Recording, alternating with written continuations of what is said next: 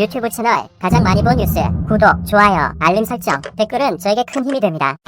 KFX의 스펙에 대해서 많은 의문과 우려가 제기되어 왔지만 특히 내부 무장창의 크기가 종종 여러 매체를 통해 문제 제기되는 듯합니다. 저도 개인적으로도 욕심을 더 내서 기체 크기를 키웠으면 좋았을 거라 생각하긴 하지만 그건 개인적인 욕심일 뿐임을 알고 있고, 논란사항인 KFX의 내부 무장창은 도대체 무슨 생각으로 저렇게 했을까 이리저리 생각해본 결과를 유용원의 군사세계 토론방에서 풀어본 것을 정리해놓으려 합니다.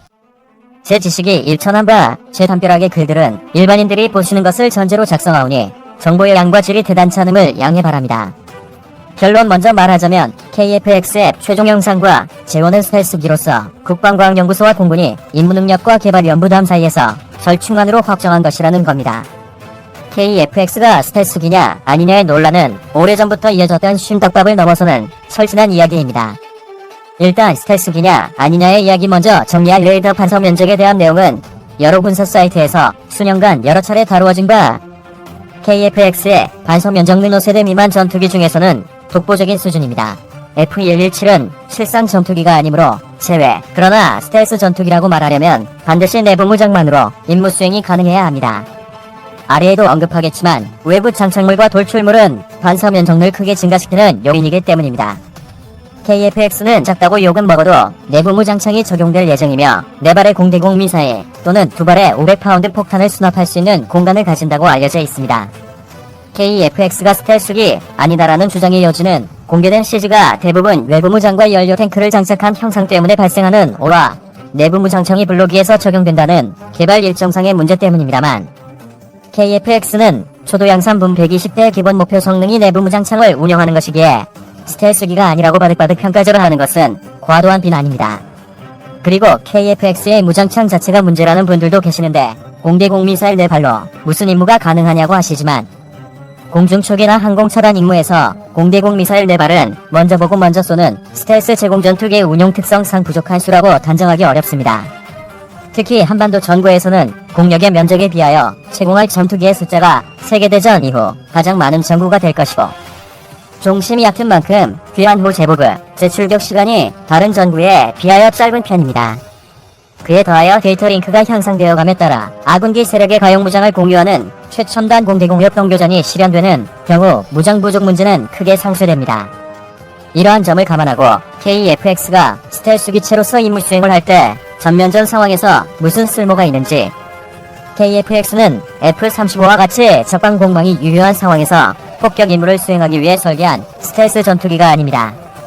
1984년 시작된 F로 인해 개발된 F-22가 그러했듯 전투기 개발 사업에 있어서 우선시된 능력은 공중전 수행, 공중정합 능력입니다. F는 그 사업명의 단순함과는 전혀 달리 강력한 레이더 성능과 극도로 낮춘 레이더 반사 면적으로 먼저 보고 먼저 쏜다는 기본적인 가시거리 박교전 영역에서 우위를 점유하고, BVR 교전을 거쳐 생존한 적기를 근거리에서 압도적인 기동성으로 일수하는 초능력적인 성능을 가진 전투기를 개발하는 사업이었는데, 여기서 선택된 F-22는 전통적인 형상에 전반적으로 반사면적을 저감시키기 위한 각진 형상을 반영한 부분은 F-22 출현 이후 시작된 스텔스 전투기 사업들마다 상당한 영향을 주게 됩니다. KFX도 마찬가지지요. KFX 초기부터 상세설계 돌입 직전 최종 형상 선정까지 변화된 부분은 다음에 기회가 되면 정리해보도록 하겠고요. 또한 항공기의 외형을 통한 성능 유추 관련설 역시 다음에 더 전문적인 이야기를 해주셨던 분들의 이야기를 토대로 정리해보도록 하고요. 먼저 짚고자 하는 점은 KFX의 형성이 F-22와 유사한 사실은 기본적으로 국방과학연구소를 비롯한 개발 주체들이 항공역학적으로 스텔스 형상의 개발 난이도가 크게 높아지는 위험 부담을 최소화하려고 작전 요구 성능에 맞춰 이미 공격적인 성능 검증을 마친 F-22의 형상을 채용하였다는 점입니다. 그리고 그 부수적인 요소로서 KFX의 나름 강력한 레이더 성능과 예상되는 추중비가 F-22와 비슷하다는 점을 들겠습니다. KFX와 F-22가 내부 무장과 연료만으로 임무 수행을 한다고 가정할 때 형상이 유사하고 추중비도 유사하다면 공력 성능이 비슷하다고 유추할 수 있습니다.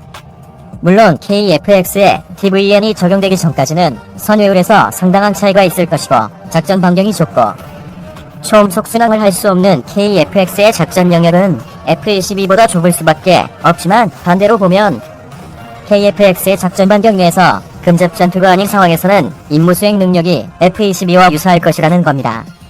물론 F-22에 비하여 전반적인 성능이 낮은 만큼 F-21을 완전히 대체할 수도 없고 생존성 역시 상대적으로 낮은 것은 인정해야만 합니다.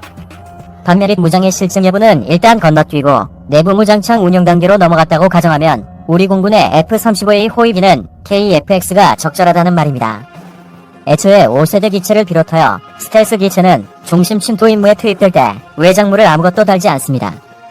KF-X가 무장 능력을 자랑하려고 클린 상태의 형상보다 예정된 최대 폭장, 최대 무장 상태로 외부에 이것저것 달고 있는 CG 위주로 공개된 탓에 외부 무장을 운영하는 KF-X는 스텔스기가 아니라고 거품무는 일반인들 KF-X의 스텔스 성능이나 내부 무장 능력, 엔진 추력이 F-22에 비해 형편없다는 것을 근거로 KF-X는 개를 쓰레기라고 하는 반 KF-X 성향 밀매들이 계신데요. 일단 5세대 기체도 아닌데 내부 무장 창만 놓고 KF-X를 스텔스기로 부르는 게 말이 되냐 따위의 질문은 의미 없다고 반복해서 말씀드리지만 KF-X의 반사 면적과 적국의 방공망에 잡히지 않을 수준으로 낮으면 스텔스기인 것이고 내부 무장으로 제공 임무를 수행할 수 있다면 5세대 기체 기준에 완벽히 해당되든 안되든 스텔스기 맞는 겁니다. 스텔스기 5세대 기종 이런 거 아닙니다. F-117이 5세대 기체는 아니지만 스텔스기인 것처럼 적방공 레이더에 대한 피해 탐지 위험을 극도로 낮추기만 하면 스텔스 기체입니다.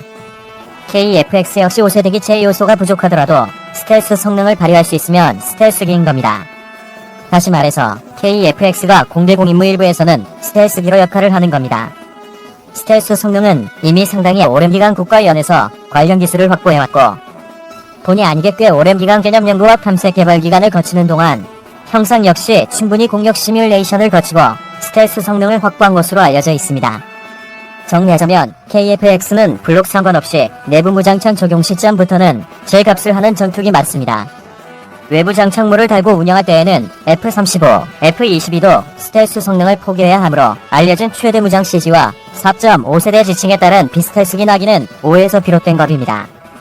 스텔스는 제한된 상황하에서만 유효한 성능 요소입니다. 불변의 특성이 아닙니다. 유튜브 채널 가장 많이 본 뉴스, 본 포스팅이 도움이 되셨다면 구독과 댓글로 관심 표현해주세요.